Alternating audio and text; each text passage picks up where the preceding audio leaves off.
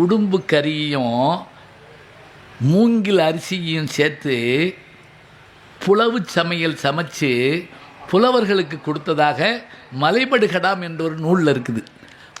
பிரியாணி நம்ம ஆளுக்கு தான், ஞாபகம் வச்சுக்கோங்க.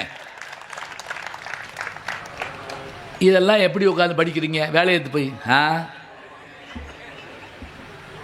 உன்னை படிக்கிறப்ப பசிக்கணும், நமக்கு உன்னை படிக்கிறப்ப ருசிக்கணும். நமக்கு துன்பம் வர்றப்ப அந்த துன்பத்தை போக்கிக் கொள்வதற்கு எல்லா மதங்களிலும் நமக்கு ஆறுதல் வார்த்தைகள் இருக்கின்றன.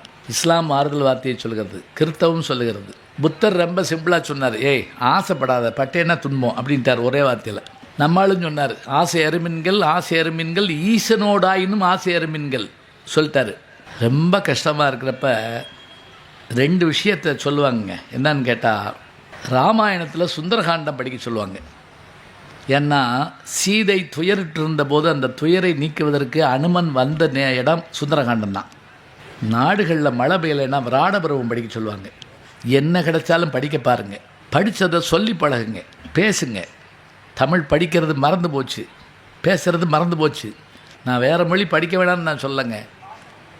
எத்தனையோ ஜன்னல் இருந்தாலும் வீட்டில் வாசப்படின்னு ஒன்று வச்சுருக்கோம். எல்லா மொழியும் ஜன்னலுங்க, தமிழ் மொழி வாசப்படிங்க.